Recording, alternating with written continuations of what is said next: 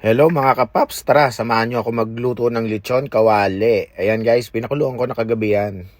So tusok-tusukin lang natin yan para pumasok yung mga ilalagay kong pampalasa. So tusok-tusok lang natin yan guys. Yan, di ba? Medyo malambot na naman din yan kasi tagal ko rin naman pinakuluan yan. So ngayon, isa lang na natin sa mainit na mantika. Konting mantika lang yan guys. Kasi magmamantika rin naman yan.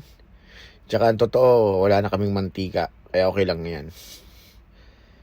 Maluluto at maluluto pa rin naman yan eh. O yan na guys. Balik rin na natin yan.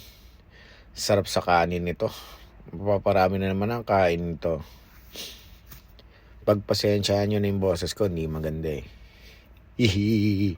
Gumawa na rin pala ako ng sausawan na yan. Ayan, sibuyas, sili, tsaka nilagyan ko ng buldak yan. Suka na may paminta, syempre konting suka, asukal.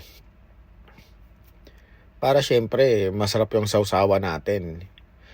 Umay na rin kasi nung Mang Tomas, mga ganun. Yan, masarap. Maraming sibuyas yan, guys. Sarap niyan. Sausaw. Yan ang sili natin, no. Buti meron pa sa rep. Lagyan ko rin ng buldak yan, guys. Yan, pinaulanan ko muna ng tubig ang ating baboy para medyo lumutong naman. Yan, ganyang itsura guys. Okay na yan, medyo patapos na rin ang luto ko na yan. Ayan, buldak guys, sobrang anghang yan. Hayop na yan. Sobrang anghang yan. Pero syempre kaya natin yan. Mapapasarap talaga ang kain nyo guys. Sabahan nyo na ako kumain. Don't forget to follow. Subscribe na rin sa akin ha. Pew pew pew. Ayan na guys. So sarap oh. Tara na. Kain na.